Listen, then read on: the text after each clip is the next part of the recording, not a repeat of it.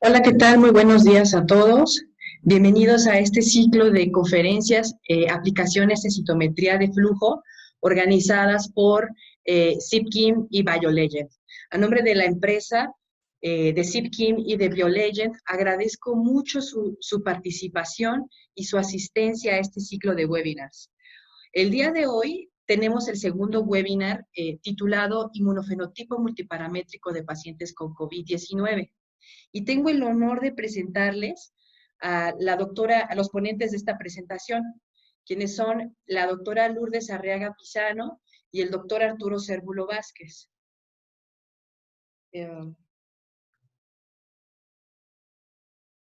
Les quiero presentar entonces a la doctora Lourdes Arriaga Pisano. Aquí les comparto un resumen de su CV. Ella es investigadora asociado en la Unidad de Investigación Médica de la Unidad Inmunoquímica del Hospital de Especialidades del Centro Médico Nacional Siglo XXI. Ella es miembro nacional de investigadores nivel 1 y de formación ella es médico cirujano por la Escuela Nacional de Medicina y Homeopatía del Instituto Politécnico Nacional. Realizó estudios de posgrado en biomedicina molecular del CIMBESTAB y en ciencias químico-biológicas de la Escuela Nacional de Ciencias Biológicas del Instituto Politécnico Nacional. Su línea de investigación se centra en la búsqueda de biomarcadores en enfermedades inflamatorias sistémicas como CIRS y sepsis, así como también en la descripción de cambios funcionales celulares, estrés metabólico y su relación con moléculas a daño. Aquí les dejo su correo de contacto. Y el doctor Arturo Cérvulo Vázquez, él es inmunólogo, miembro del Sistema Nacional de Investigadores 1, él es médico cirujano por la Facultad de Medicina, ha realizado estudios de posgrado en biología celular en CIMBESTAF y en inmunología de la Escuela Nacional de Ciencias Biológicas del Instituto Politécnico Nacional. Su línea de investigación se centra en los mecanismos de tolerancia inmunológica del embarazo, así como la respuesta inmune del neonato. Antes de iniciar, estimada audiencia, por favor, las preguntas al final de la charla las pueden ir poniendo en el chat. Y al final de cada seminario se realizará una ronda de preguntas que se llamarán a su correo. Los primeros en contestar participarán en regalos o descuentos en productos BioLegend. Y la oferta es válida cada 3 seminarios. Doctor Cérvulo, muchísimas gracias por su participación, por el apoyo en la realización de estos seminarios y bienvenida, doctora. La escuchamos.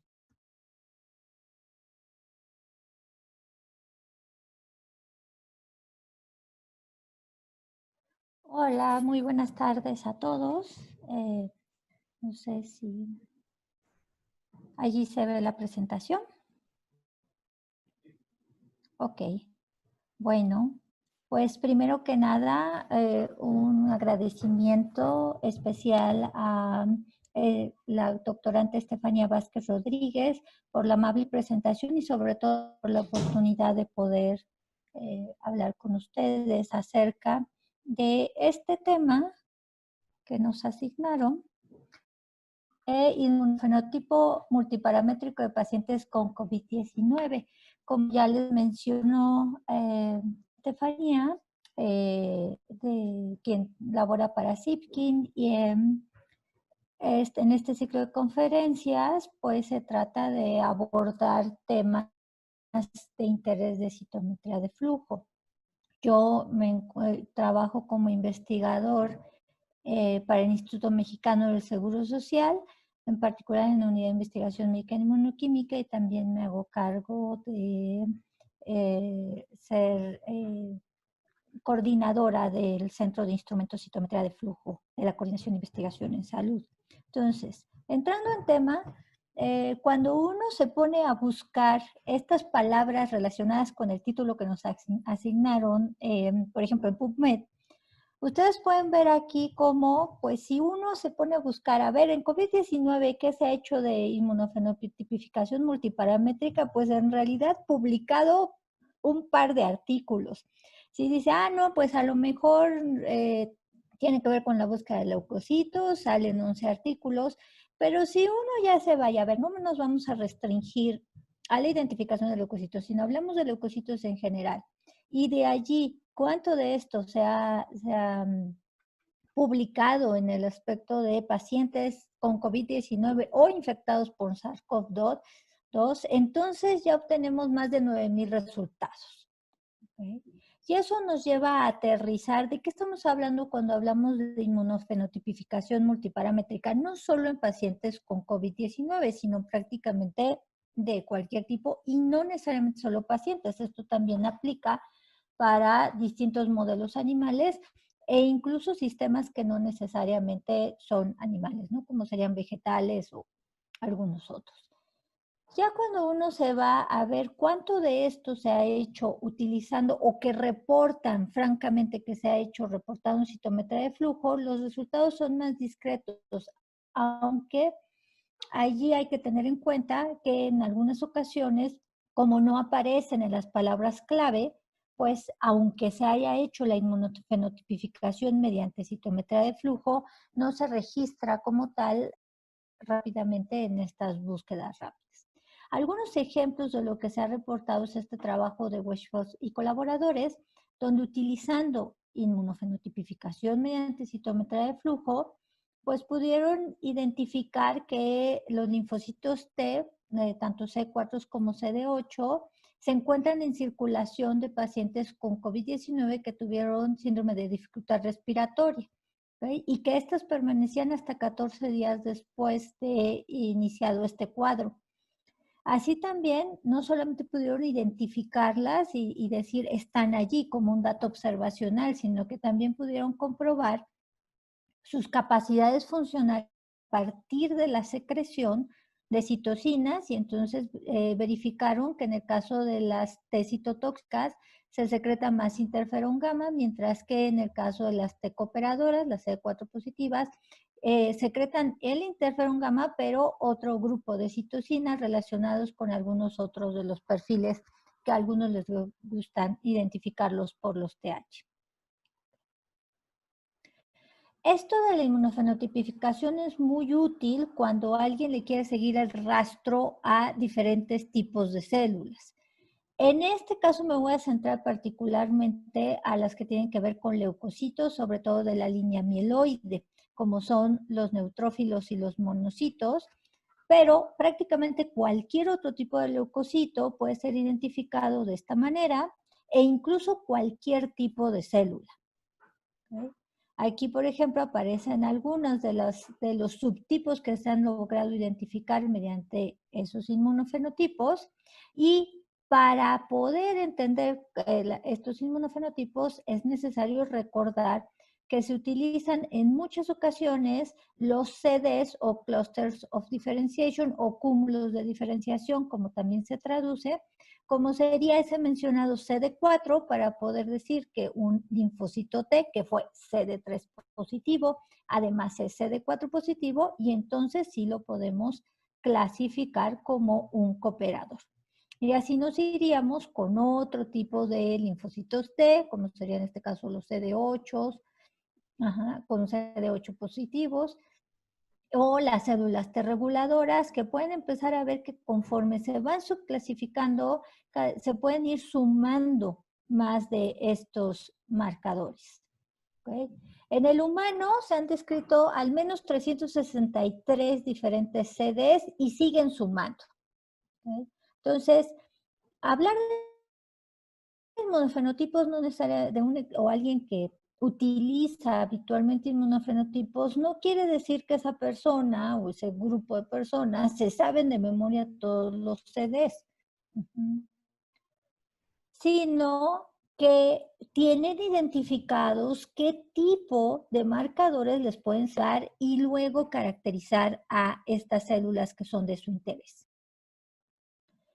Es también importante recalcar que en el caso de humanos hay un grupo de CDs o un grupo de identificadores que pueden servir lo mismo que en ratón, pero existen otros que solo se encuentran en ratón y que no se van a encontrar en humano. Aunque exista una coincidencia funcional con ellos, que cubren más o menos el mismo tipo de funciones, no hay que cometer el error, o hay que tratar de evitar de cometer el error de trasladar los CDs se han descrito, perdón, por ejemplo, en modelos de ratón, directamente a humanos y viceversa.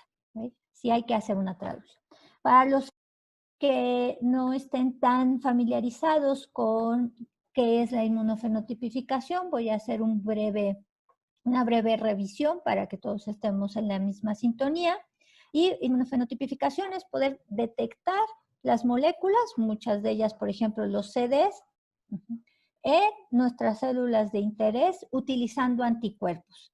Claramente no siempre son anticuerpos los que se tienen que utilizar como el medio para identificar estos CDs, pero esto es lo más habitual. ¿Cuándo no es necesario utilizar los anticuerpos? Pues cuando usamos alguna molécula que es capaz de intercalarse con los ácidos nucleicos y que es un fluorocromo por sí mismo, y al intercalarse nos habla de si ahí están ese ácido nucleico o no, y no fue necesario usar un anticuerpo. Pero prácticamente para todos los CDs lo que se usa es un anticuerpo que debe de estar marcado. Para citometría de flujo, así como para microscopía de fluorescencia, otra técnica citómica en la que no vamos a usar en esta ocasión, esas marcas son con fluorescencia, porque eso es lo que son capaces de detectar los citómetros de flujo con los que se van a analizar estas muestras. Si estuviéramos, por ejemplo, en microscopía, pues incluso se podría usar el mismo tipo de anticuerpo, solo marcado con otros sistemas, como peroxidasas o algo así. ¿Okay? En el caso de citometría de flujo, la presencia o ausencia de estos fluorocromos determina si el anticuerpo se unió o no a esa célula de nuestro interés, y con esto podemos decir si son positivos y clasificarlos, o si son negativos y clasificarlos en un grupo distinto. Aquí un ejemplo de cómo en citometría de flujo, así como en otras tecnologías, se pueden utilizar varios fluorocromos, uno para cada distinto anticuerpo que va a detectar el marcador que nos interesa, en este ejemplo CD4 versus CD8, y este sería un gráfico clásico de distribución, se llama gráfico de puntos, como varios de ustedes saben, donde se ven poblaciones claramente positivas a este marcador, positivas a este marcador y negativas para ambos, y unos cuantos escasos positivos, dobles positivos. ¿Okay? ¿Cómo es que se puede hacer este análisis mediante citometría de flujo? Bueno, pues lo que es muy importante recordar es que esta citometría de flujo lo que va a hacer es captar los patrones de difracción y refracción de la luz, así como la fluorescencia, o sea, el color de luz que emiten estos fluorocromos, y con eso se va a colectar la información. Para que esto sea eficiente, la célula debe de ser interrogada por una fuente luminosa. Generalmente, y hoy día todos los citómetros utilizan láser como fuente luminosa, pueden ser uno o varios, pero lo más importante es que el láser principal, que generalmente es el láser de 488 nanómetros, va a ser desviado ya sea hacia el detector frontal o hacia el detector lateral, y esto nos va a hablar de las características físicas de tamaño y de granularidad. Para los que todavía no estaban familiarizados, cada vez que lean FSC, FS o SSC, ya saben de lo que van a obtener de información es el tamaño sobre el tamaño, perdón, o la granularidad. Los detectores a fluorescencia se distribuyen de diferentes maneras, depende del equipo, pero en esta caricatura que he tomado prestada del doctor Arturo Cérvulo, que fue quien la hizo, se puede ver cómo se direcciona la muestra, que puede ser muy heterogénea, puede incluir diferentes tipos celulares, varios anticuerpos, y lo importante es que cuando llegue al punto de interrogación vayan de a una por una las células en fila india. Una vez que es interrogado por el láser o los láseres, se va a mandar vía una serie de filtros la luz de cada longitud de onda a cada detector, y esto es lo que lo convierte en multiparamétrico.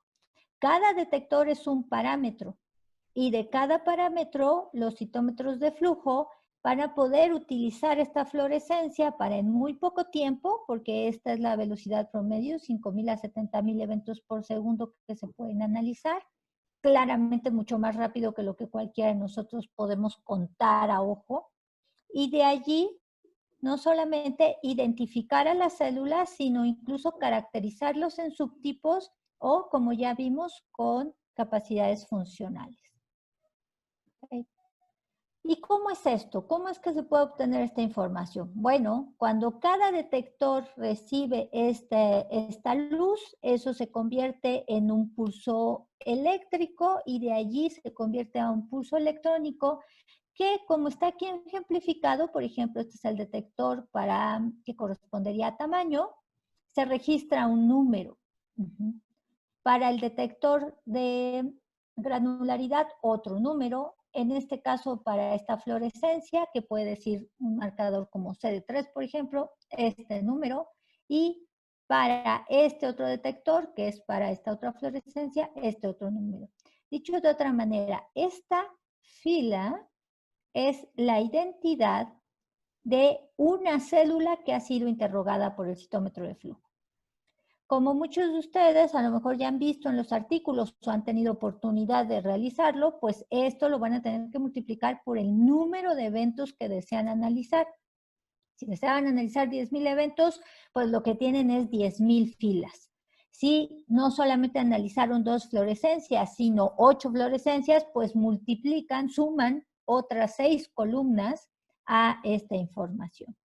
Con todos estos números, que es una cuestión bastante objetiva, lo que se pueden hacer es una gran variedad de análisis estadísticos, como son las medias, las medianas, los coeficientes de variación, el valor mínimo, el valor máximo, así como el desplegar en gráficos de diferentes tipos, como serían de puntos o mapas de calor o de densidad, esta información, que se despliega generalmente en un sistema de coordenadas. Aquí tenemos una gráfica biparamétrica, donde va tamaño contra granularidad y la posición de cada uno de estos puntos, que está representando, por ejemplo, una célula, no es caprichosa. Está allí porque los valores que se registraron para lo que captó este detector y este detector la posicionan aquí y no acá. Pueden ver que los valores son diferentes y así se estructuran todos los gráficos. Y entonces nos permite identificar, por ejemplo, a este grupo de células de acuerdo al marcador que utilizamos, que para el citómetro quiere decir el talfeocromo, y si son negativas o positivas a este marcador. Aquí, perdón, este es positivo a CD56. Y acá lo mismo, tenemos células que son negativas y que son positivas. ¿Okay? Y posteriormente podemos tomar a un subgrupo de estas, a estas células, por ejemplo, y llevarlas acá para hacer la identificación más detallada, o sea, la caracterización con la expresión de otros marcadores que puedan estarnos hablando que la célula es más activa, que está en proceso de muerte, que está siendo capaz de secretar citocinas y así de acuerdo a la pregunta de investigación. Ojo, es muy importante que hoy en día se toma en cuenta no solamente si las células son positivas o negativas a los marcadores, sino también qué tanto expresan de los marcadores. Aquí, por ejemplo, tendríamos en esta caricatura también población analizada negativa a el CD que nos interesa, porque no tiene la fluorescencia, porque no se unió el anticuerpo, y aquí estas que son positivas, el 66%.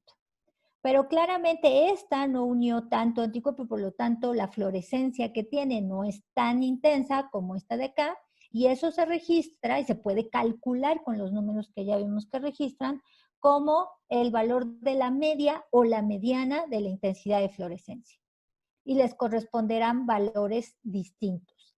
Esto se traduce para lo que algunos, por ejemplo, han trabajado o han podido leer, de células que son altas o bajas, o sea, high o low. Por ejemplo, CD16 high, CD16 low y así con otros marcadores. ¿Okay? Y esto se ve también tanto en histogramas, se puede obtener esta información de los porcentajes y qué tanto fluorecen a partir del origen. Entre más se alejen, más positivo será, mayor será la intensidad. Y lo mismo con gráficos biparamétricos como los de puntos. Si se alejan del origen, estas son más intensas a este marcador y estas hacia arriba también serán más intensas al alejarse del origen a ese otro marcador. Ok. El flujo de trabajo para cualquiera, no solamente para pacientes COVID, en citometría de flujo lo que se necesita es preparar la muestra, adquirirla e interpretarla a grandes rasgos. En la parte de preparación de la muestra es muy importante tener en cuenta qué muestra se va a obtener, cómo se va a colectar, si es sangre, por ejemplo, qué anticoagulante va a llevar, porque recuerden que hay que ponerlas en suspensión, entonces requerimos que las células estén lo más sanas posibles y en posibilidad de ponerlas así. Además está el llamado marcaje o tinción, que es todo el protocolo que hay que seguir para que los anticuerpos puedan interactuar, reconozcan esos CDs y que cuando lo adquiramos, el citómetro capte las fluorescencias y nos permita primero visualizar si están ahí los marcadores y todavía más importante es usar software especializados para poder hacer la interpretación, el análisis de esta información, si están las poblaciones que nos interesaban o no. En el caso de pacientes con COVID-19, aquí le tienen que sumar que todos estos procesos se deben de hacer en un área de bioseguridad tipo 2. Aún siendo sangre periférica y aún cuando se ha reportado que el material génico de los virus SARS-CoV-2 que de ahí se han aislado son básicamente no infectantes, se debe de procesar así. Entonces, tiene la parte de complicación de, bueno, tener que vestirse y protegerse correctamente. Ya en la adquisición, en el caso de lo que nosotros estamos trabajando, cómo se hace la inactivación para formaldehído antes de pasar las muestras, ya lo hacemos en nuestro centro de instrumentos y siguiendo todas las normas de bioseguridad habituales. ¿Okay? Con la información que obtengamos, vamos a hacer algo parecido a lo que aquí les presento, que de hecho es trabajo que publicamos con muestras que procesamos hace 10 años, cuando la pandemia de influenza, y en la que también analizamos diferentes tipos de leucocitos circulantes para ver cómo estaban. En este caso, estamos más interesados, ya centrándolo a pacientes con COVID-19, analizar algunas poblaciones de células mieloides, como les comentaba, aquí para agradecerles su apoyo maravilloso tanto de Sipkin como del equipo de BioLegend, porque muy pronto nos facilitaron el poder tener el panel de anticuerpos necesario para hacer nuestros análisis. Y bueno, cuando esto salga publicado, pues ya verán qué tan útil nos fue. De manera general, identificamos por tamaño y granularidad, nos aseguramos que no tengan agregados. Identificamos que sean leucocitos por CD45 y para el caso de los monocitos nos interesa si van a ser de los clásicos, CD14 positivos, CD16 negativos, de los intermedios, CD14, CD16 dobles positivos, o CD14 bajo o negativos no clásicos, que, bueno, van a tener diferencias también en sus capacidades funcionales que también vamos a explorar y cuyos resultados están en preparación para un artículo y por ello en este momento no se los muestro, pero de veras va a estar muy interesante lo que obtengamos. Es muy importante considerar que, a diferencia de cuando solo se usa un parámetro, por ejemplo, a alguien solamente le interesa saber si hay células CD3 positivas y lo único que pone es un marcador CD3, o si se está expresando una proteína fluorescente y solo interesan positivas, negativas o qué tanto. En la multiparamétrica, el flujo de trabajo, buena parte de lo que se lleva de tiempo es la interpretación. Una vez que se estandariza cómo hay que preparar la muestra, que se elige el panel mejor, la adquisición ya vieron que es muy rápida, eso sí, debe de estar correctamente calibrado y cuidado el equipo, y la interpretación es lo que se lleva más tiempo. ¿Okay? Ya para finalizar, 3 recordatorios importantes. Es si se hace citometría de flujo multiparamétrica para analizar muestras de pacientes con COVID y cualquier otro, tienen que recordar que hay que hacer compensación. Y que el citómetro, además de que esté correctamente calibrado, se le dé la instrucción de que se adquiera el número correcto de células. ¿Okay? Este es un ejemplo de cómo, cuando se va incrementando el número de datos, se pueden utilizar otras estrategias, como son los análisis no supervisados, y de hecho BioLegend ya está ofreciendo estas otras alternativas con las que no tienen que lidiar tanto con la compensación, porque tiene que ver con la secuenciación y es una mezcla entre análisis proteómico y genómico, transcriptómico primordialmente. ¿Okay? Por mi parte eso sería por el momento, y les agradezco, y nuevamente aquí mi correo de contacto, y supongo que damos paso a el doctor Arturo Cervo. Muchas gracias, doctora. Listo, doctor. Bienvenido.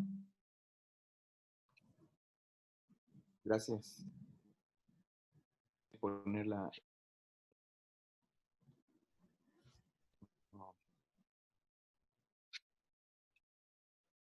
Ok.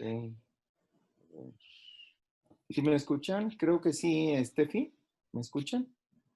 Sí, se Sí, escucha. doctor. Ah, Sí, doctor, lo escucho bien. ok. Ahí voy, ahí voy. Acá está. Y compartir la pantalla. Aquí está. ¿Ya se ve la imagen? Sí, ¿Steffi? Sí, todo bien. bipolar. Perfecto. Ok, bueno. Pues gracias a nuestros anfitriones, especialmente a Estefanía Vázquez, y agradecemos mucho la oportunidad de platicar con ustedes. Fíjense, primero quiero expresarles que esta plática, como lo haré por el resto del año, se la dedico al doctor Leopoldo Flores Romo, que es este señor de aquí de la foto, que fue mi tutor de doctorado y que falleció el 23 de marzo de este año, tristemente, y nos dejó físicamente, pero también nos dejó un legado muy grande. El doctor era un apasionado también de la citometría de flujo, trabajó con el doctor Ralph Steinman, premio Nobel de Medicina en Rockefeller Institute, y pues también el doctor Santos Argumedo, que fue mi tutor de maestría en Simvestab, pues para ellos, pero especialmente para Polito Flores, esta plática. El análisis multiparamétrico por citometría de flujo en embarazo, el escenario COVID-19. Entonces, déjenme empezar primero diciendo que la primera de las barreras o el punto en el que tenemos una relación con nuestra madre o nuestra vida fetal fue en la placenta. Los mamíferos placentamos de 3 diferentes formas: epitelio corial, como los cerditos; endotelio corial, como los perritos y los gatitos; y la hemocorial, que compartimos los ratones y los humanos. Esta forma de placentación es muy importante conocer eso. Para aquellos que no están muy cercanos o no han revisado el tema, aquí un resumen de cómo está la placenta. De este lado está el lado materno, aquí estaría el miometrio, el endometrio, ajá. Luego que se desidualiza cuando la placenta llega se mete aquí, ¿verdad? Invade el trofoblasto y a eso le llamamos desidualización. Y de este lado está el cordón umbilical y aquí estaría el feto. Entonces, como ven, este esquema nos ayuda a entender que el trofoblasto placentario está nadando, ¿verdad? Está embebido en la sangre materna. Entonces, aquí están los leucocitos de la madre y aquí está solamente una línea de células que nos separa el feto de la madre. Entonces, es una frontera que fácilmente se puede rebasar. Y la comunicación materno-fetal, que pensamos que es muy lejana, que la barrera placentaria es una barrera física infranqueable, pues ese concepto ha ido cambiando en los últimos 50 años, hasta que hoy sabemos que la comunicación celular y humoral entre nuestra madre y nosotros es muy, pero muy grande. Les sugiero revisar esta publicación para enterarse de todos los mecanismos de tolerancia inmunológica materno-fetal o la tolerancia inmunológica del embarazo.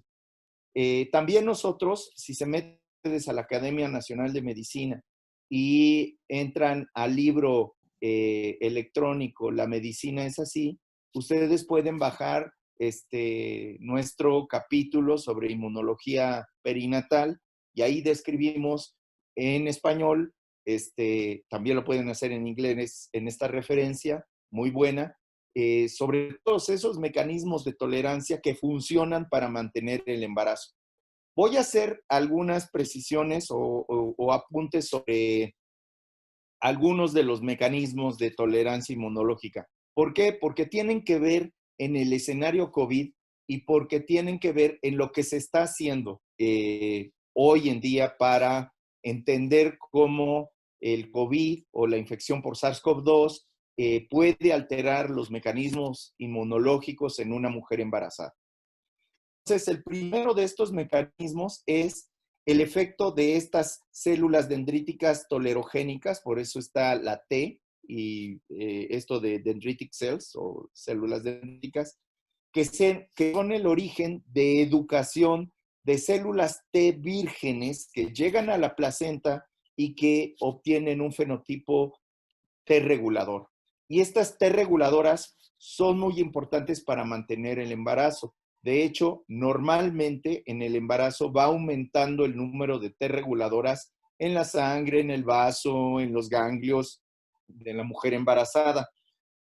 Aquí la pregunta sería, ¿y de dónde vienen esas T reguladoras? O sea, se aumentan en el embarazo, pero ¿de dónde vienen? Bueno, tienen dos orígenes, hasta donde sabemos. Una es el timo, y es el timo de la madre y del feto en formación y en la placenta o en otros tejidos, pero especialmente en la placenta se pueden encontrar estas T reguladoras.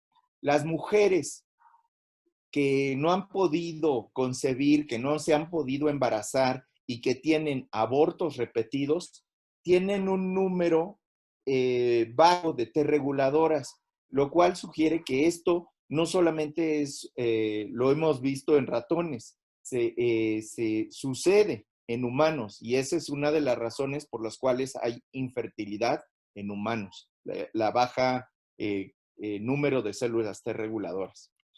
De hecho, se puede seguir con un modelo en ratoncitos que hay dos formas de vía de transmisión de células maternas al feto o a la descendencia. Si utilizamos un modelo de ratón que expresa la proteína verde fluorescente, uno de sus genes es heterózigo, y el macho no expresa este verde fluorescente, y vemos las crías que no heredaron ese gen verde fluorescente, pues todas sus células serán negras y no tendrán fluorescencia.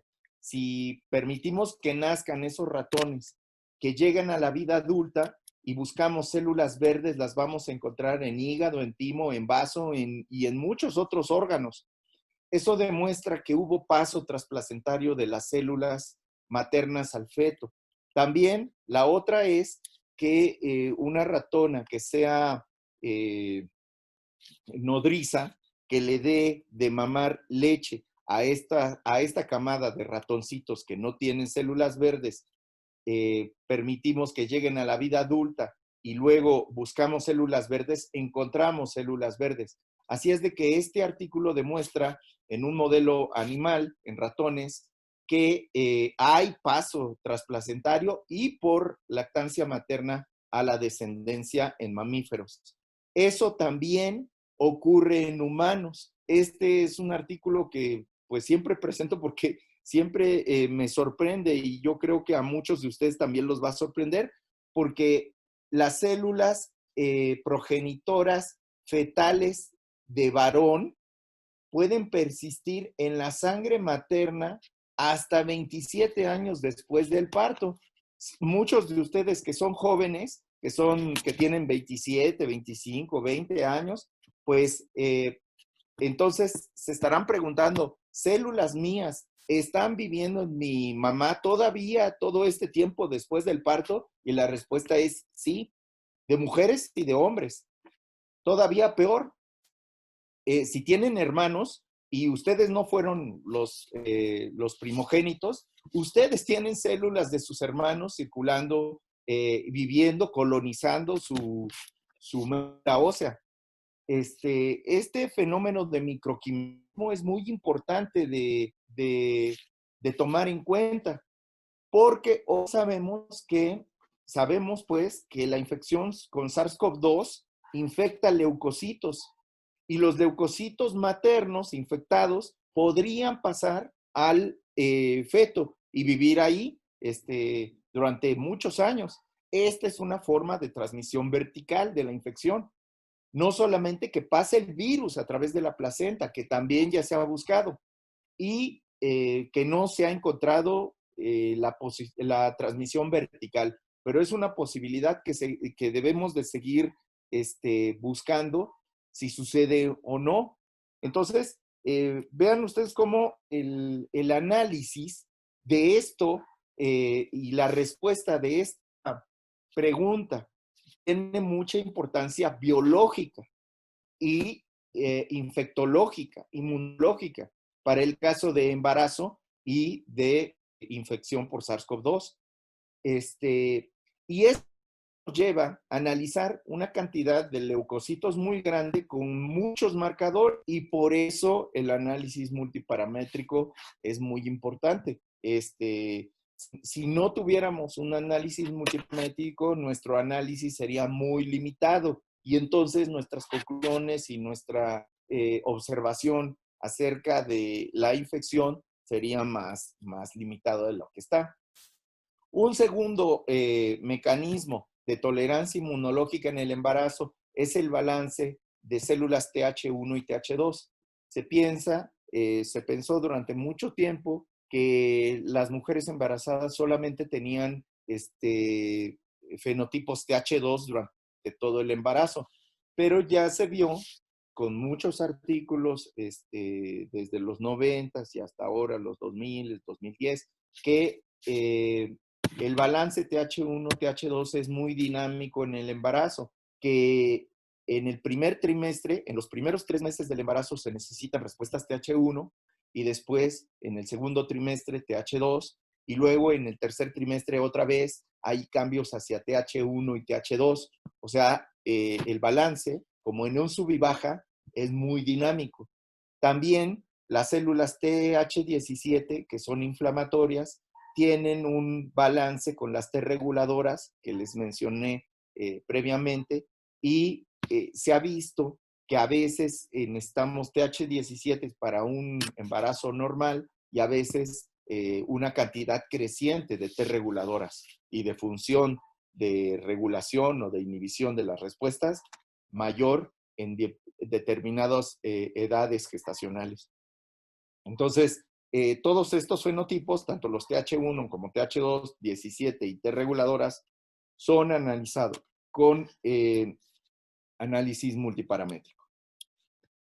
Otro de los elementos reguladores, y este ya es el último, ustedes pueden de verdad buscar muchísimos más. Hay una decena, veintena de mecanismos de tolerancia inmunológica ya descritos, y este es el último que vamos a revisar para luego entrar a lo que les quiero decir acerca de análisis multiparamétricos si están interesados en hacerlo, especialmente en embarazadas.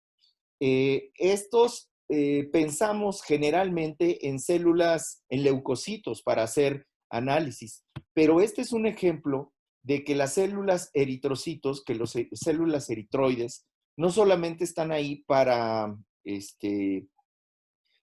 transportar oxígeno, ¿verdad? Para la oxigenación.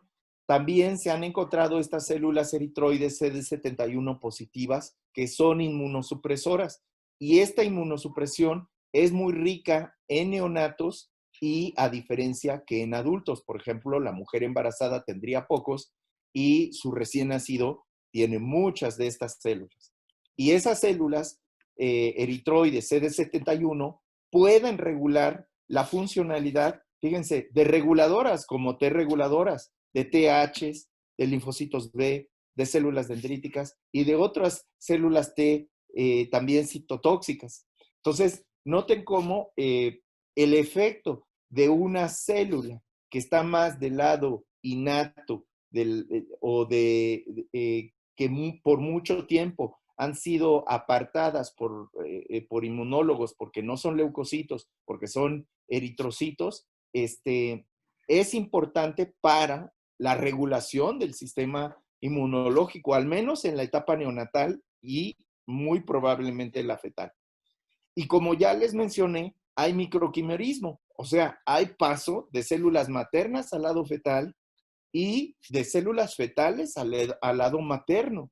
Así es de que la comunicación celular y humoral es muy rica en los términos de la edad del embarazo. Aquí voy a hacer un recordatorio de cómo nos fue en influenza. Fíjense que este es un artículo de Nature publicado en diciembre del 2011, donde se hacía un repaso rápido de lo que nos había dejado la influenza, la epidemia de influenza en 2009. Fíjense el número de casos en México. Vamos a ponerle 5,000, porque aquí dice 4,541, con 83 muertes en influenza en 2009 y con esta cantidad de pérdidas económicas en Estados Unidos, de 71 a 167 billones de dólares. Hoy, ¿cómo vamos bueno, aquella vez nosotros hicimos algún estudio y hicimos este estudio, como ya les mencionó la doctora Arriaga, sobre la fenotipificación de linfocitos CD69 positivos en mujeres embarazadas H1N1. Y encontramos este tipo de análisis. Estas son mujeres sanas, el porcentaje de células CD69. Estas son mujeres sanas embarazadas. Estas son mujeres embarazadas con una infección parecida a influenza, pero que no es influenza porque le hicimos la prueba en aquel momento también de PCR, de RT-PCR, y salió negativa. Y estas son las mujeres que salieron positivas para H1 embarazadas. Y se ve claramente que el número de células T CD69 positivas es alta. en embarazadas. Así es de que el sistema inmunológico trabaja diferente en las mujeres embarazadas que en las mujeres que no están embarazadas. Esto es lo que tenemos hoy en la dispersión mundial de COVID. Acuérdense, el número de casos en H1N1 en el 2009 fue más o menos de 5,000 casos. Pensemos que el número de casos era muy bajo y que no registramos todos. Pensemos que en realidad fueron 15,000 o 20,000 casos. Bueno, el número de casos palidece con el número de casos que llevamos hasta el momento de COVID. Tenemos 268,000 casos. Y de muertes teníamos 80 casos, 80 muertes en el 2009, registradas oficialmente.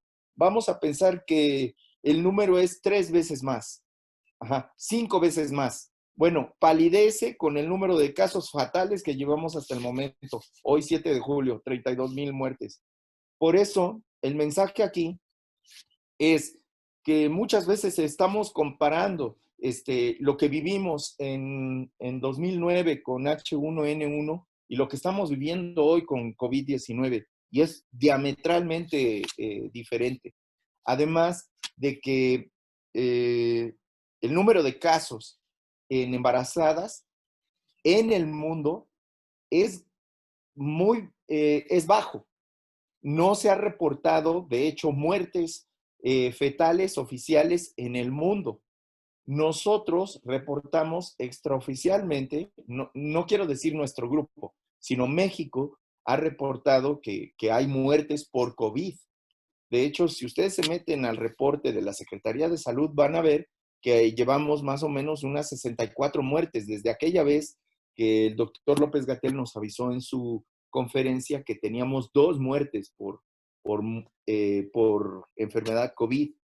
Eso contrasta con la mayoría de reportes en el mundo. Hay un reporte en Teherán de unos médicos ahí que reportan 9 muertes por COVID-19. No, 7 muertes en un grupo de 9 embarazadas.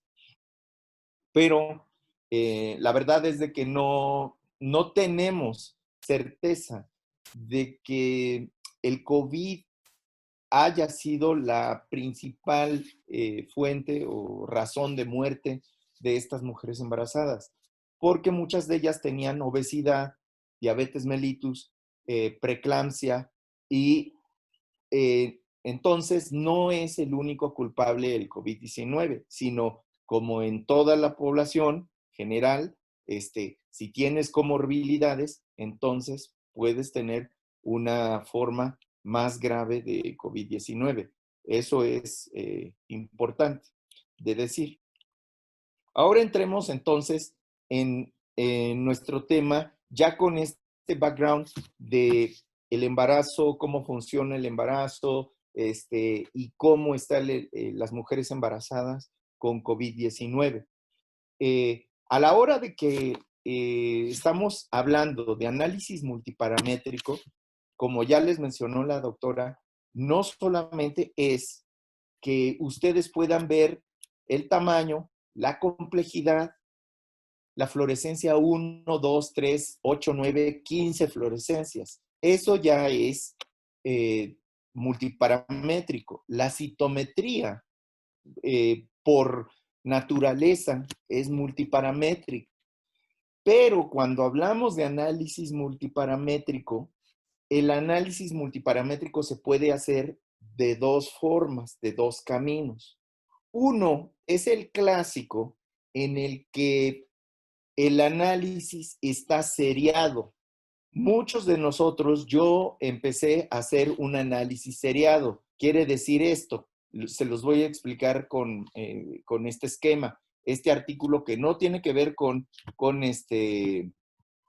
COVID-19, pero sí tiene que ver con embarazadas, con sangre materna y células T reguladoras. Entonces, aquí tenemos una gráfica donde tenemos tamaño contra complejidad o granularidad de una muestra de sangre periférica. Aquí tenemos linfocitos, monocitos y granulocitos, probablemente, ¿verdad? Entonces, cuando uno empieza a hacer análisis multiparamétrico clásico lineal, primero abre esta gráfica y luego decide hacia dónde ir. Por ejemplo, hace una ventana en linfocitos y luego de esta ventana de linfocitos se abre una gráfica de CD3 contra CD8 porque estoy analizando linfocitos y quiero ver de estos linfocitos que aquí están los T, los B y los NK, ¿cuántos son Ts? Los que son Ts están aquí y los que no son Ts están acá, abajo, o estarían acá abajo.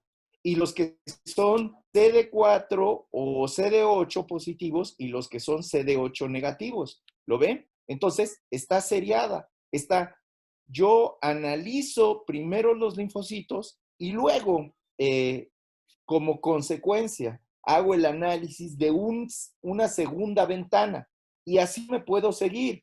O sea, por ejemplo, aquí están los CD3 y los CD4 y luego de esos CD4 puedo hacer el análisis de cuántos son CD45RA y cuántos son CD62L. Ajá. En el caso de los CD8, también, cuántos son CD45RA y cuántos son 62L. ¿Lo ven? Pero tengo que hacer como en mi mente un análisis de jerarquización. Como pongo el primer nivel, el segundo nivel y el tercer nivel. Y así nos vamos analizando todas las poblaciones y todos los marcadores. Eso es un análisis multiparamétrico, pero ese análisis multiparamétrico está jerarquizado, ¿sí? Siempre va a haber jerarquías de análisis para categorizar leucocitos, siempre.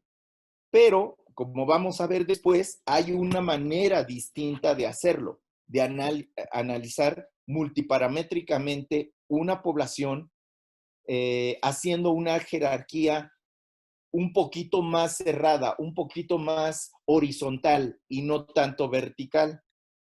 Si analizamos aquí la población de leucocitos, verán ustedes que hay una población de linfocitos acá, de monocitos y de granulocitos, pero es muy importante saber hasta dónde termina la población, ¿sí? Como esta población está muy bien definida, ¿sí? Es fácil hacer una ventana que la rodee y que nosotros podamos jerarquizar, decir, estos son linfocitos, hasta aquí se terminan y aquí empiezan los monocitos. ¿Por qué? Porque las poblaciones están bien definidas. La pregunta es si en embarazo sucede esto, porque eso sucede muy claramente en las muestras de mujeres que no están embarazadas, pero en las muestras de embarazadas puede que no sea tan así. Estas poblaciones también están muy bien definidas, pero igual y en embarazadas no es así. Eso es lo que quiero que piensen. Ese es mi mensaje, que en el análisis multiparamétrico ustedes deben definir de mejor manera las poblaciones. Miren, este control es un control que se llama FMO, porque tiene todas las marcas exceptuando esta de FL2. Por eso aquí no hay nada, porque no se puso el anticuerpo, entonces no florece y no se ve la marca. Este es un control para saber que no debe de haber fluorescencia aquí, y cuando lo comparamos con uno en el que sí hay fluorescencia, pues hay positividad y estamos seguros de que hay positividad para clase 2 y positividad para clase 25. Claro, pero estos son marcadores muy evidentes. ¿Qué se hace cuando el marcador no es tan evidente como esto y nada más son tres puntitos o 2 puntitos? Bueno, allá hay positividad, pero sin este marcador FMO sería muy difícil decir que hay positividad porque no lo puede distinguir de un ruido, de un ruido de base. Ojo con eso. Entonces, aquí veamos otro ejemplo. Aquí hay el FMO, no hay marca en este canal, en este parámetro, ¿lo ven? Y cuando le ponemos la marca, ahí se define la población, pero vean cómo la población está, prácticamente sería la misma. ¿Cómo saber que la población en realidad es hasta acá su término, ¿verdad? Si no tenemos un marcador como FMO. Así es que el mensaje que les estoy dando es que cuando piensen en análisis multiparamétricos, no dejen de lado controles como el full -1, que eso quiere decir FMO. Full, todos, minus, menos, one, único, el único que no debe de estar. ¿Sí? Eso es muy importante. Bueno, esto es otra cosa. Vean cómo en T reguladoras, que es lo que les digo que son muy importantes para ver el embarazo, estas son las T reguladoras sin embarazo. Perdón por la imagen, pero así está en el artículo, ¿eh? Esto no es culpa mía. Así lo mandaron en el artículo. Entonces, vean qué tan poquitos son los puntos y cómo decidieron los autores, que por cierto son de Wuhan, de la Universidad de Wuhan, son chinos, de donde inició este problema de COVID-19. Y vean cómo son muy poquitos puntos. Y vean cómo en el primer trimestre, segundo trimestre, tercer trimestre y en las puérperas aumenta un poquito más el número de T reguladoras, como ya les había dicho. Pero la verdad es de que saber dónde están los límites, de dónde termina la población o dónde empieza es muy difícil si no tenemos FMOs. El análisis multiparamétrico adecuado inicia con buenos controles. Si no tienen buenos controles, todo lo demás que hagan es imaginarse cosas, pero no son cosas reales. Este es otro ejemplo. Y aquí les voy a mostrar el análisis de TH17 en decidua, en sangre periférica, el control y en decidua. Y vean cómo aquí lo que me interesa otra vez, las imágenes están así en el artículo original, son tan malas en el artículo original y me disculpo por ello, pero es suficiente para mostrarles que estas poblaciones que están aquí, que son como un piquito, ¿ven?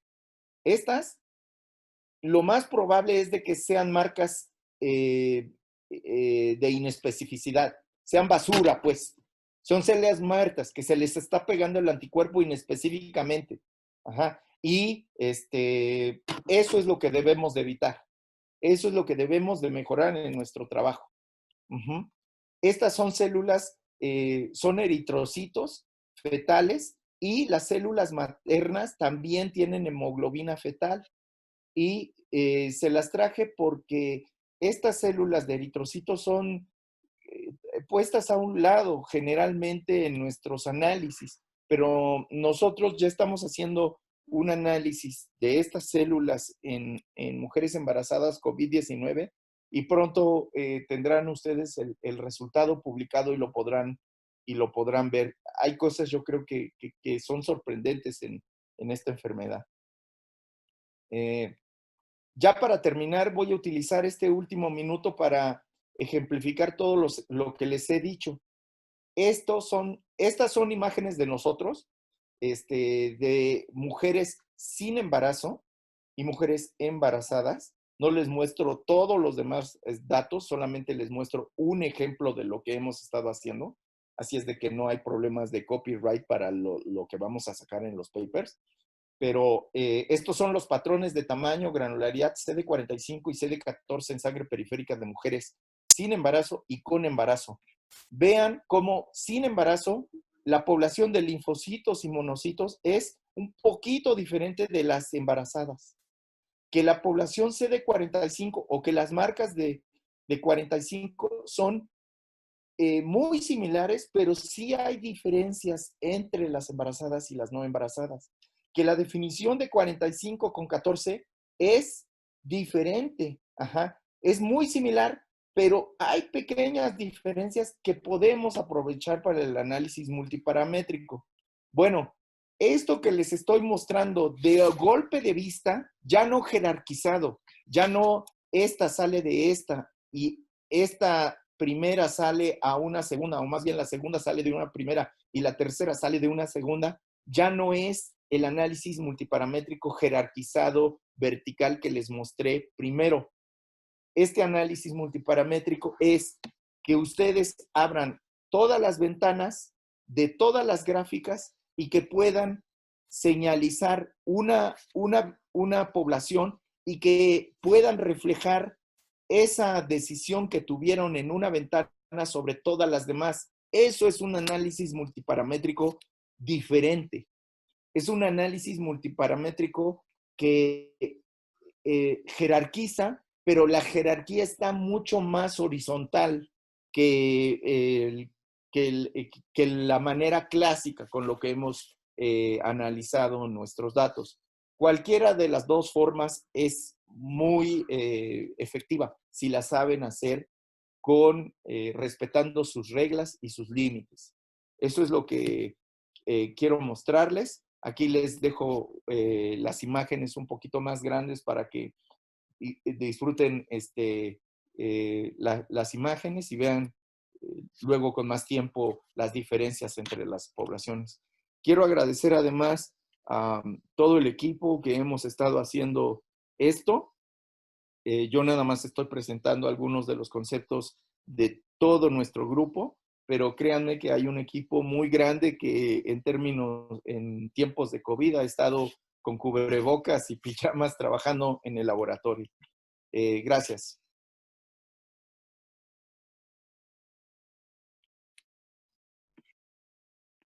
Muchas gracias, doctor. Doctora Arriaga, muchísimas gracias por su presentación. A ver, vamos por las preguntas.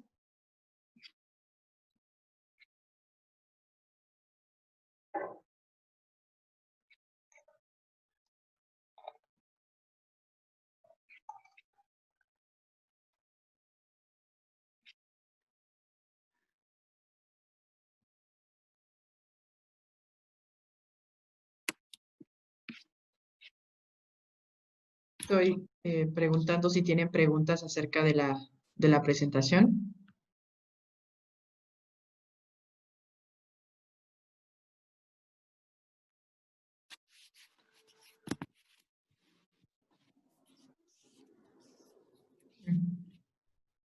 ¿Quiere platicar, doctora? No, pues en lo que llegan las preguntas, esperemos que lleguen algunas. Nada más recordar que estamos próximos a que se cumpla un año de la desaparición temprana, para varios de nosotros muy temprana, del doctor Alejandro Ruiz Argüelles, quien fue pionero de la aplicación en citometría de flujo en México, sobre todo en el área de hemopatías malignas, pero también en el área de inmunología, y que pues prácticamente es el maestro directo o indirecto a través de las generaciones de todos los que en México hacemos citometría, ¿no? Aprovechar el medio para recordarlo y para difundir que tendremos que hacer cosas para que su legado continúe.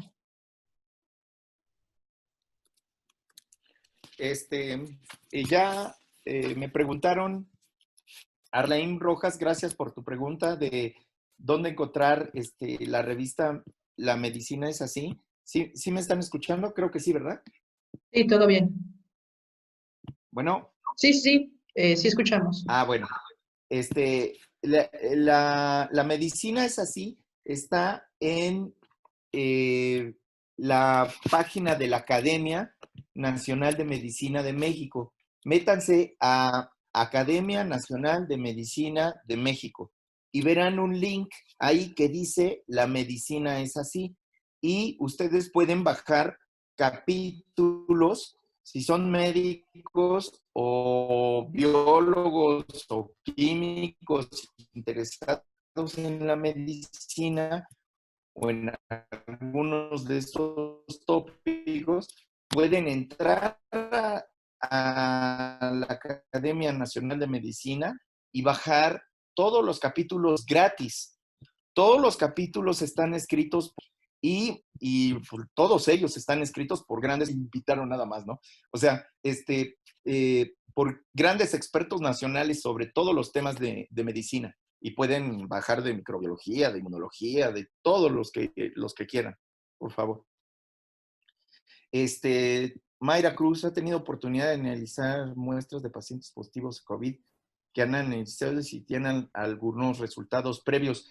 Sí tenemos resultados previos, Mayra Cruz, pero no los podemos dar así tan libremente en esta oportunidad porque estamos ya por sacarlos a publicar y la revista es muy estricta en no haber dado a conocer los resultados, porque si no ya no se toman como originales.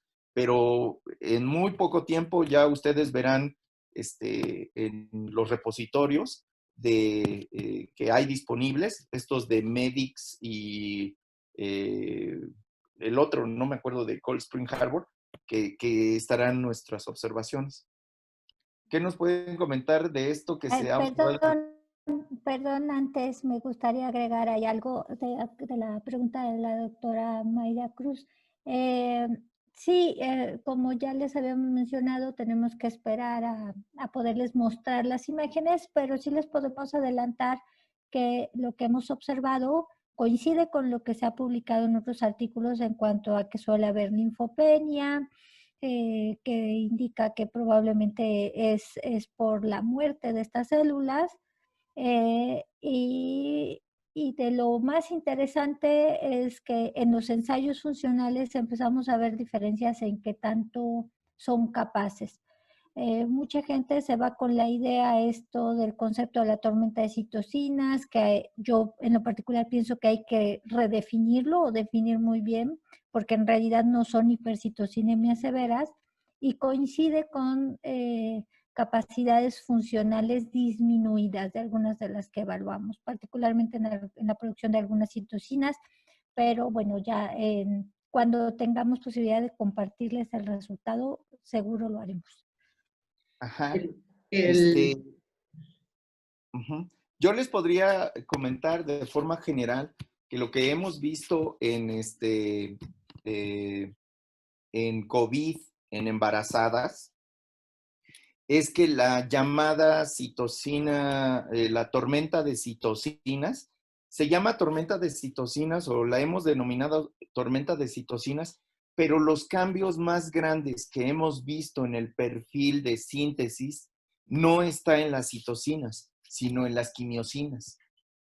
Y particularmente en algunas que ustedes ya verán en el artículo, pero no parece, pues, que de todas las citocinas que hemos analizado, a excepción de interleucina 6, esa sí está elevada en embarazadas y es curioso porque las embarazadas no están teniendo efectos muy negativos y pérdidas fetales y pérdidas maternas, y sin embargo tienen una alta concentración de interleucina 6, como lo verán en el paper.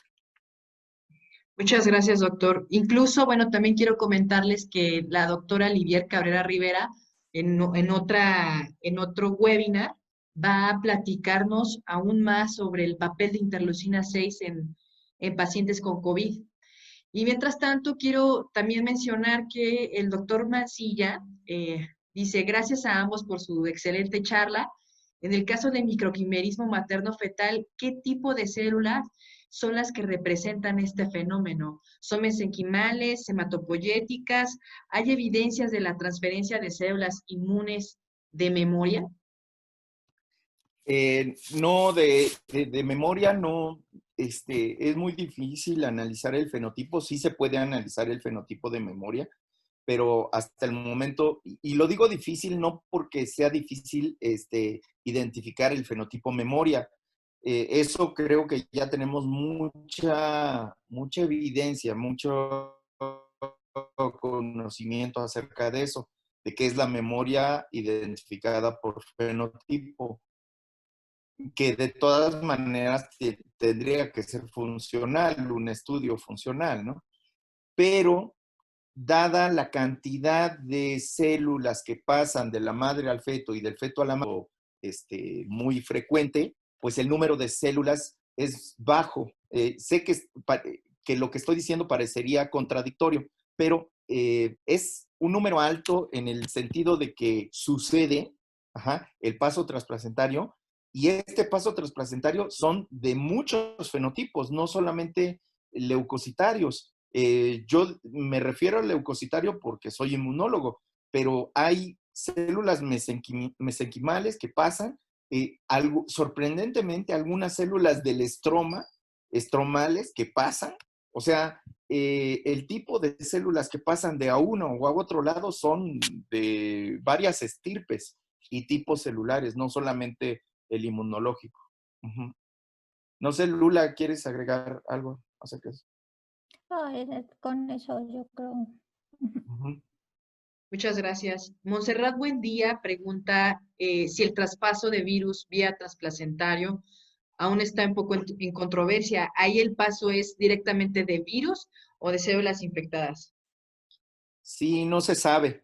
Se ha buscado y ya hay reportes que podría hacer llegar, o ustedes mismos pueden hacer la búsqueda de transmisión vertical transmission, y COVID-19, y se van a encontrar como unos 5 o 6 ejemplos, artículos ya publicados, en los que los autores buscan la presencia del virus en sangre de cordón umbilical y no la encuentran. El virus directamente.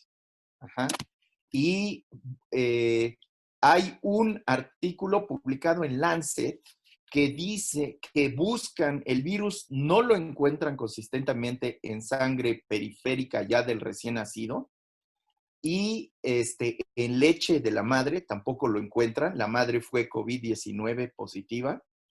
Y sin embargo, hay IgMs del recién nacido contra COVID-19. Como la IgM no pasa barrera placentaria, se piensa que el feto fue infectado in útero por COVID-19 y montó una respuesta que da la positividad por IgM. Pero dado el microquimerismo, yo alego que algunas poblaciones de células plasmáticas maternas pudieron haber pasado al feto y expresarse como IgM positivas en el recién nacido y no necesariamente ser una respuesta del feto o del neonato. Uh-huh. Muy bien, muchas gracias, doctor. Leonardo nos pregunta, doctor, ¿nos podría comentar si ha notado algún cambio en el inmunofenotipo de los leucocitos en los pacientes con COVID-19? Lula. Sí, hemos notado cambios. Nosotros en particular empezamos explorando, por ejemplo, para estas células mieloides, marcadores que hemos reportado previamente en procesos del síndrome de inflamación, de respuesta inflamatoria sistémica, SIRS, y también en sepsis, como son C69, TREM1, HLA-DR. Y eso es lo que hemos estado explorando. Incluimos algunos otros marcadores, que es parte de lo que nos llamó más la atención y que las diferencias parece que eso no parece, son significativas. De esos ahorita no les podemos decir, pero por ejemplo de TREM1, pues prácticamente no vemos diferencias de acuerdo con la severidad que se presenta.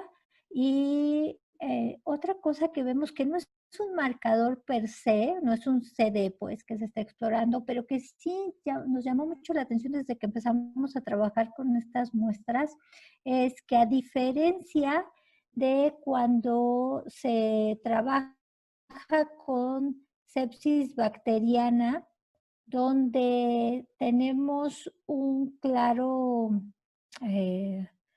una clara pérdida de la granularidad de los neutrófilos o de los granulocitos en general, incrementos de tamaño de los monocitos, que de hecho o sea, cambia dramáticamente el patrón de distribución clásico de tamaño y complejidad. En estos pacientes, aunque clínicamente lo que tienen es sepsis de origen viral, no vemos esos cambios tan dramáticos.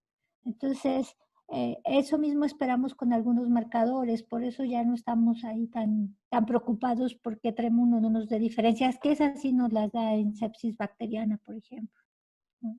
Y ya les platicaremos de otros. Aprovecho si quieres también, Steffi, porque hay otra pregunta por ahí, creo que fue la primera y se quedó perdida, del doctor Julio Enrique Castañeda, que nos preguntaba si habíamos observado la linfopenia que se ha reportado en varios artículos y si hay alguna subpoblación en particular. Ahí, doctor Cérvulo, no sé si quiera comentar algo. Sí, bueno, no podemos profundizar mucho en lo que, en dar el resultado, pero de forma general les voy a decir, nosotros hemos buscado, bueno, ya se ha reportado que SARS-CoV-2, SARS-CoV-1 y muy probablemente SARS-CoV-2 induce apoptosis en leucocitos.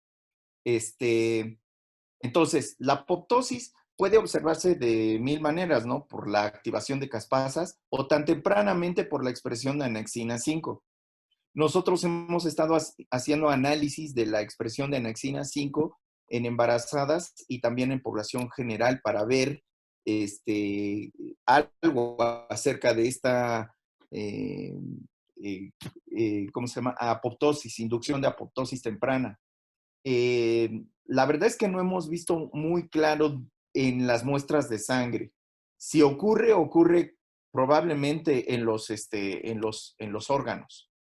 Y tendríamos que hacer más estudios para saber dónde ocurre, pero sí ocurre la apoptosis. Y la leucopenia que hemos detectado, como lo reportado, está en los casos graves. Pero no siempre, no se ve siempre. Quizás nos hace falta un mayor número de observaciones.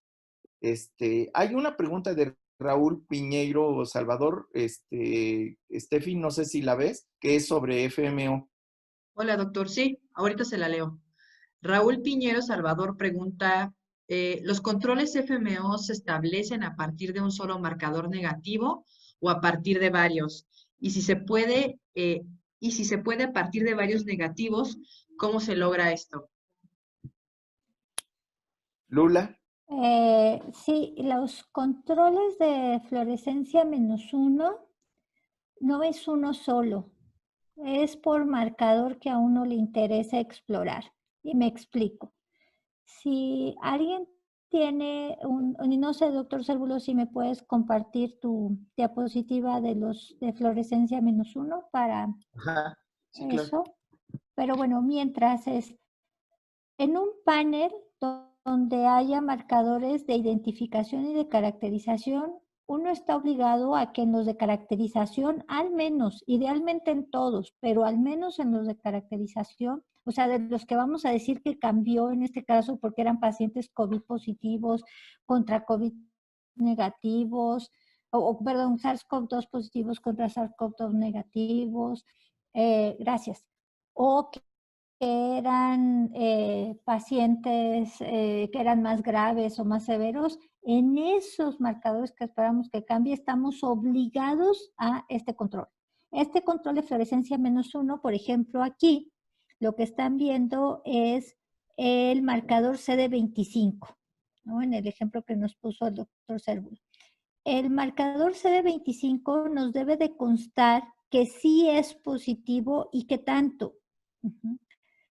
Para ello, la estrategia que se hace para evitar que sean artefactos, recuerden que cada anticuerpo que ustedes pongan, y si por ejemplo en este panel va un anticuerpo anti-CD45, un anticuerpo anti-CD3, un anticuerpo anti-CD4 un anticuerpo anti-CD8 y un anticuerpo anti-CD25, además de CD25 ya tienen 4 fluorescencias diferentes en ese tubo con esas células.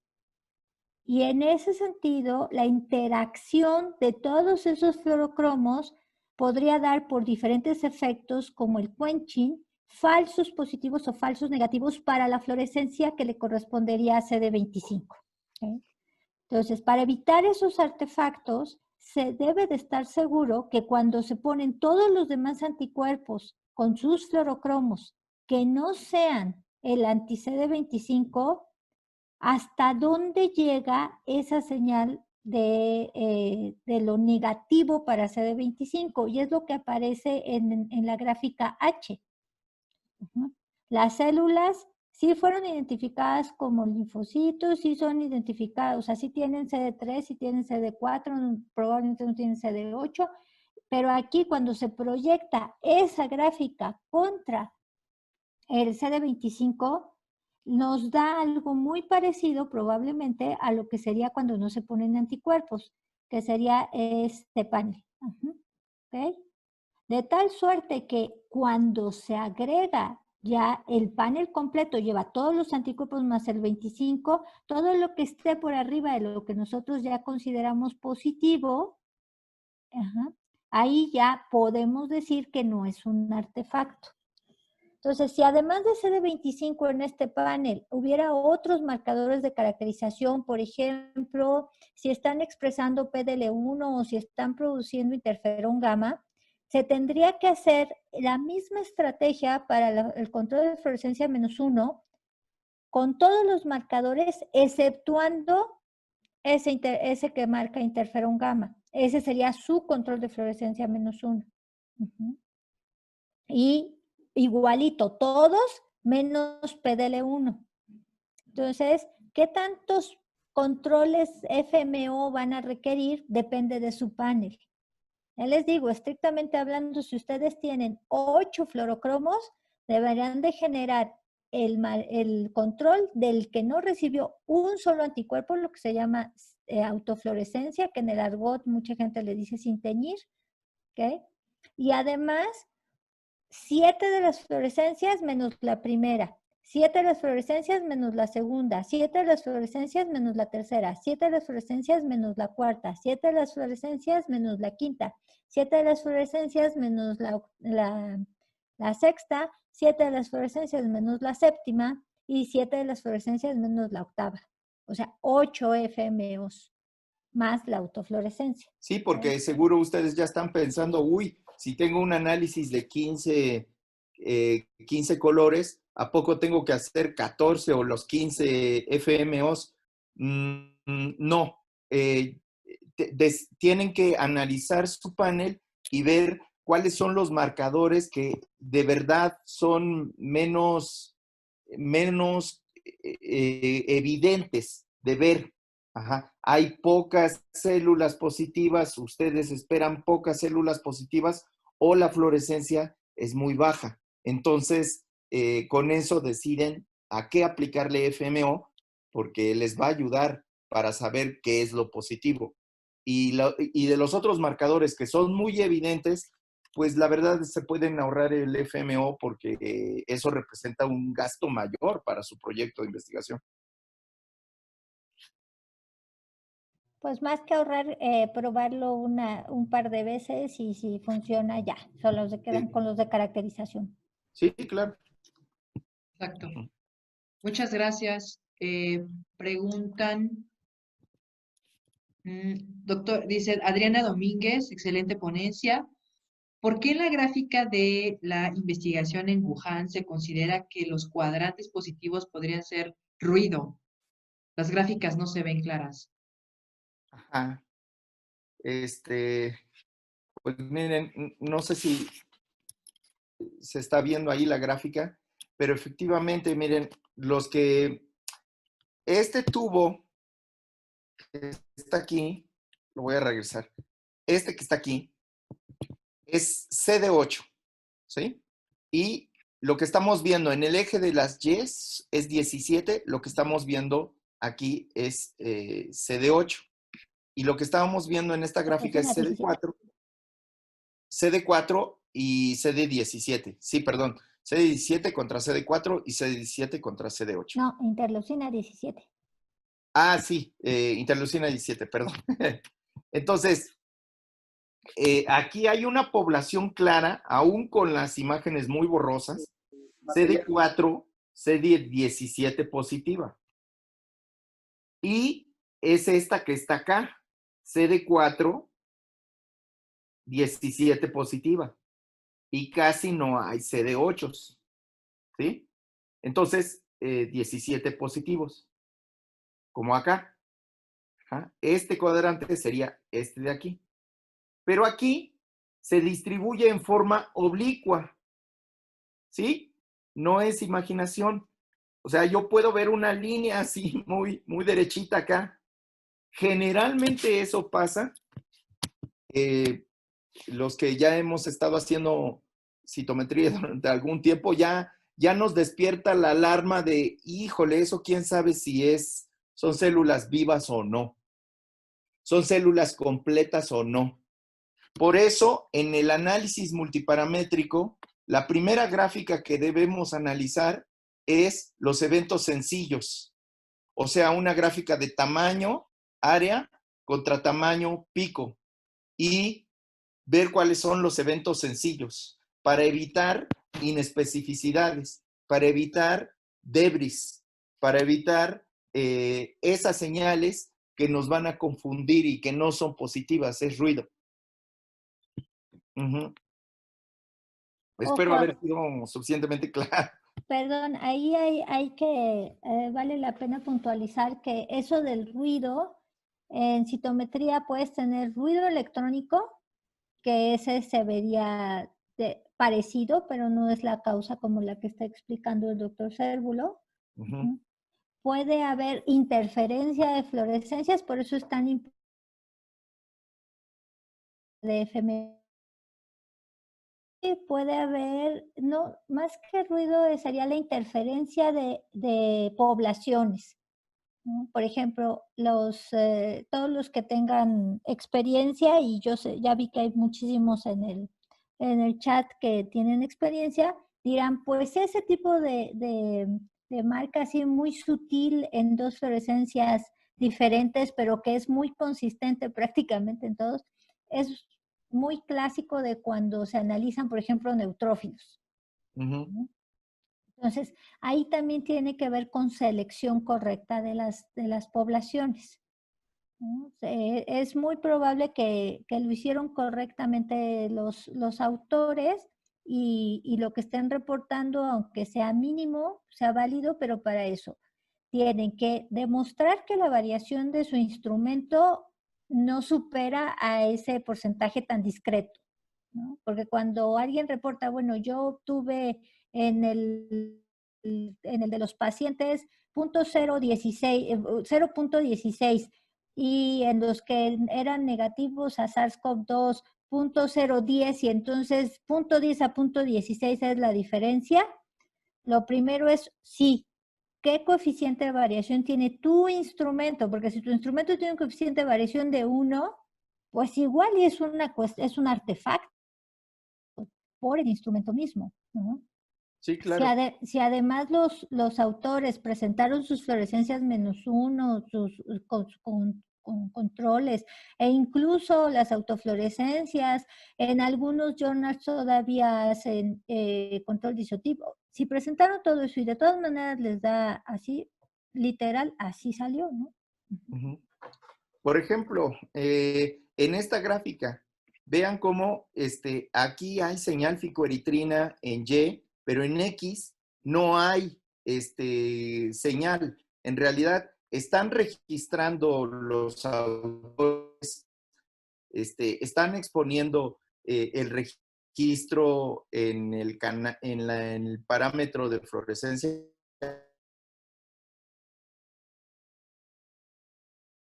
1, ¿no?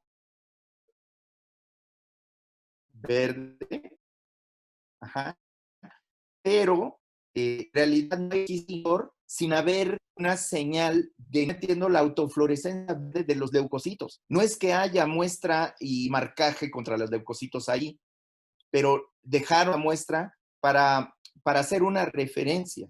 Pero noten cómo la línea es oblicua. Ajá. Cuando hay señales así, uno tiene que estar alerta en el análisis de qué estamos hablando, de si hubo marca ahí o no, y de si la marca es específica, y distinguirla del ruido y distinguirla de la inespecificidad. Algunas poblaciones son caprichosamente oblicuas, así, pero son muy contadas, ¿eh? De verdad, la organización así de células para alguien que está trabajando de citometría debe alertarlos de que eso que van a reportar es cierto. Y eso solamente se logra con un equipo bien ajustado y con los controles correspondientes. Ya. Muchas gracias, doctor. Y Martín Koshka pregunta, excelente tema, doctora Arriaga y doctor Cérvulo. Desde el inicio de la pandemia estamos a escasos 7, 8 meses de su inicio. Eso en términos de embarazo me sugiere... Ay, perdí. Eso en términos del embarazo me sugiere que los efectos se han encontrado en pacientes del tercer trimestre. Si la transmisión transplacentaria de SARS-CoV-19 se diera de esta manera, ¿qué repercusiones podría tener en el desarrollo fetal? Si la infección en etapas, la infección es en etapas tempranas del embarazo. Ok, gracias por la pregunta, Koshka. Saludos hasta Alemania. A ver, en 2002 la infección con SARS dio una mortalidad en embarazadas de 25% y con infección con MERS hasta 35% de la población. Eso nos alertó para que la infección con SARS-CoV-2 en COVID-19 tuviera una gran mortalidad, como sí observamos en 2002 y como sí observamos en 2007, 2013, cuando lo del MERS.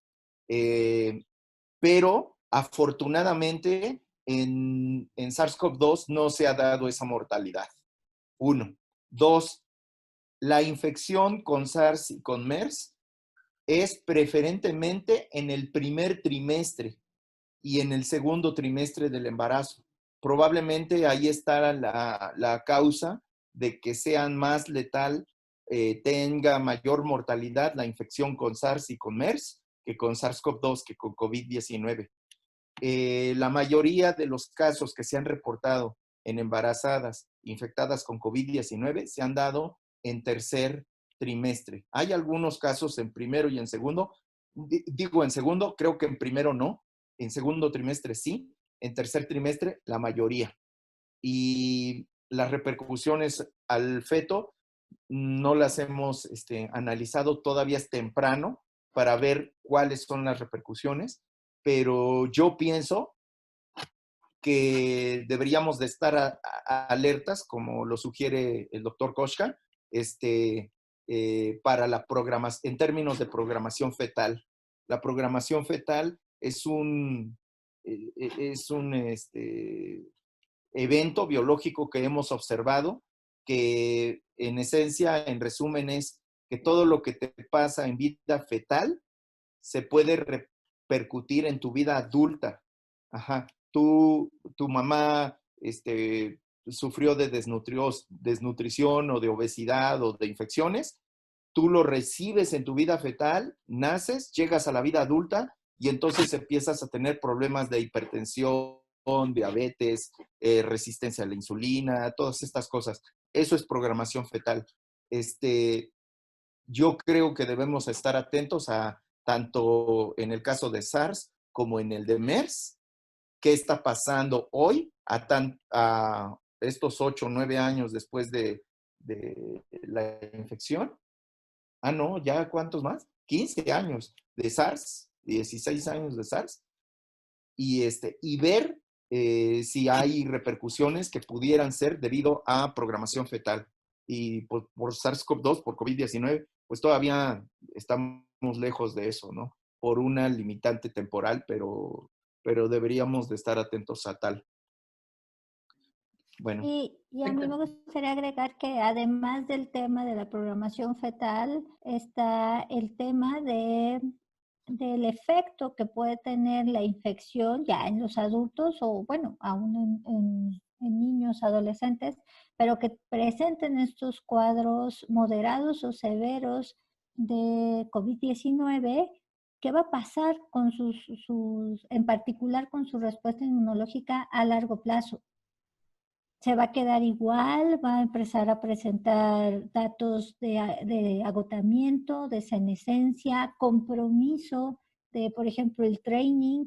Todas esas son preguntas todavía al aire y que para muchas otras enfermedades tampoco se han resuelto. Por ejemplo, para la pandemia de hace 10 años de influenza, que claramente fue bastante leve a comparación de cómo nos ha golpeado esta, se sugiere que sí ha habido problemas. En lo que está más explorado, por ejemplo, es en sepsis, ¿no? Sobre todo sepsis de origen bacteriano, pero tampoco queda claro de si eso tiene que ver solo con la respuesta o tiene que ver con el agente que la ocasionó o con estas pérdidas tempranas de poblaciones leucocitarias. Todo eso está por ver. Muy bien, muchísimas gracias. Y ya nada más por último, Oscar Velasco pregunta si si se sabe algo sobre la inmunidad mediada por células en pacientes recuperados con COVID. Lula. Pues yo te le iba a pasar a usted, doctor Cérvulo. Yo soy inmunoaficionada y usted sí es inmunólogo, Sí, pero... bueno, entonces podré decir que hemos estado analizando pacientes recuperados, pero han sido muy pocos. No tenemos planeado nada hasta el momento de una publicación porque nuestras observaciones han sido muy pocas. Habría que entender también que es difícil trabajar con esta población porque lo menos que quiere uno de estos pacientes que hemos visto ya recuperados, que afortunadamente han sido muchos, llegan al hospital de especialidades, los tratan, venturosamente salen del problema de salud y se van a sus casas, ¿no? Y no hemos tenido el contacto otra vez con ellos. Algunos casos más bien anecdóticos de gente que trabaja en el laboratorio o de sus familiares que se ha infectado y que podemos volver a analizar, son muy pocos para poder decir algo acerca de los recuperados. Pero esa es una población también muy interesante con quien trabajar, pero hay algunas digamos que problemas logísticos, ¿no? Porque para poder analizarlas o tendríamos que ir a sus casas y muestrearlos o que vinieran y mucha gente ya no quiere salir después de haber pasado un trago tan traumante, traumático como el haber sido enfermo de COVID-19 y sobrevivido, ¿no? Entonces, sí es una población muy interesante, pero es difícil por la logística de cómo tendría que ser el ensayo y la toma de muestras.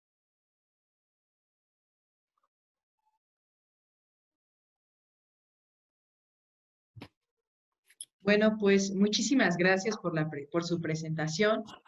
Agradezco mucho a todos su participación tan emotiva el día de hoy. Y bueno, nada más por último quisiera pedirles que enciendan sus cámaras para hacer un screenshot y guardarla como recuerdo de la presentación. Por favor.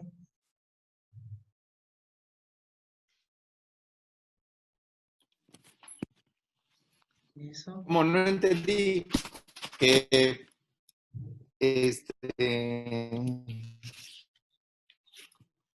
Ok. prenda mi cámara. Ajá, que si encendamos Sí. nuestras cámaras para hacer Ok. una impresión de pantalla y como recuerdo de la presentación. Exacto. Bueno, no sé, Bueno, todos están encendidos. ya, ahí estoy yo.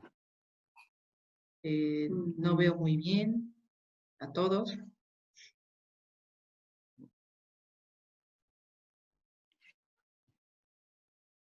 Bueno, creo que no todos están. Ya voy a poner impresión de pantalla. Sonrían, todos felices. Listo. Y bueno, pues eso sería todo por hoy. Muchísimas gracias a todos por su asistencia y nos vemos el próximo webinar, que será el 17 de julio y lo va a impartir el doctor Martín Koshka. Martín, muchísimas gracias. Nos vemos después. Gracias, doctor Arriaga. Gracias, doctor Cérvulo. A nombre de SIPKIM y de BioLegend, estamos muy, muy agradecidos con ustedes y nos vemos en la próxima. Genial. Gracias. Hasta luego, bye. Excelente.